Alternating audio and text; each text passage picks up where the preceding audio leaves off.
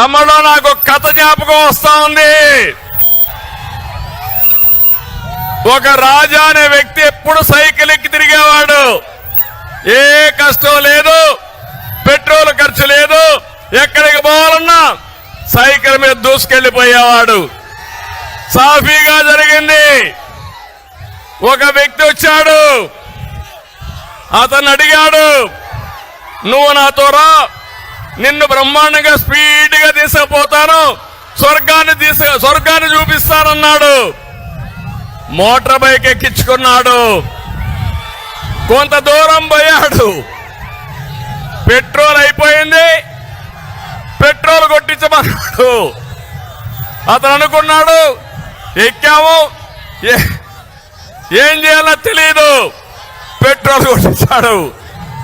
అక్కడి నుంచి ఇంకొంత దూరం పోయాడు, మోటార్ బైక్ చెడిపోయింది, రిపేర్ చేయమన్నాడు, రిపేరు చేశాడు.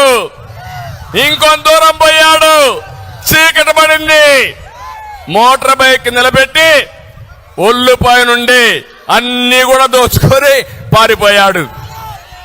అంటే మీరు గుర్తుపెట్టుకోవాలి, ఈరోజు ఈ ప్రభుత్వం మీకేం చెప్పింది? కరెంటు ఛార్జీలు పెంచమని చెప్పారా లేదా? పెట్రోల్ డీజిల్ పెంచమని చెప్పారా లేదా? నిత్యావసర వస్తువుల ధరలు పెంచమని చెప్పారా లేదా? అదే జరిగింది. పెట్రోల్ పోయించడం అంటే పన్నులు వేయడం, రిపేర్లు చేయించడం అంటే ఎక్కడికక్కడ ఇష్టానుసారంగా అన్ని విధాలుగా దోచేయడం.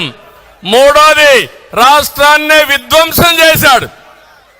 ఈ విషయం మీరు గుర్తుపెట్టుకోవాలి. ఈ రోజు ఈ జిల్లాలో ఏ రోడ్డైనా బాగుందా తమ్ముళ్ళు అని మిమ్మల్ని అడుగుతున్నా.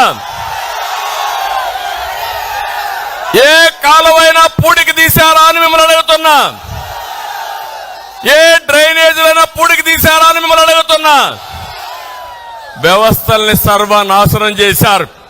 అందుకే అంటున్నా, రజనీకాంత్ డైలాగ్, రాజా అర్థమైందా? ఇప్పటికైనా అర్థం చేసుకున్నారా మీరు అని అడుగుతున్నా. రేపు రాబోయే ఎన్నికల్లో చిత్తుగా ఈ పార్టీని వదిలిపెట్టి భూస్థాపితం చేయడానికి సిద్ధంగా ఉన్నారా తమ్ముళ్ళు అని మిమ్మల్ని అడుగుతున్నా, ఆడబిడ్డలను అడుగుతున్నా.